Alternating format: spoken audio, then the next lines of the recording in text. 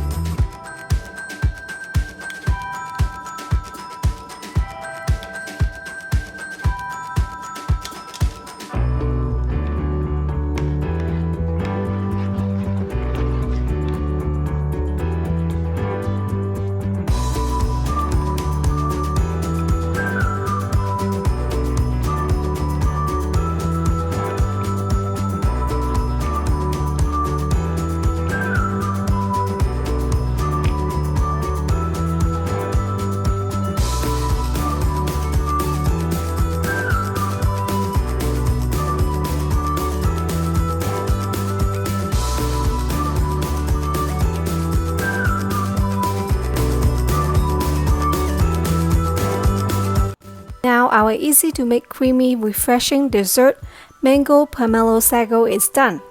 I hope you enjoy watching my video today.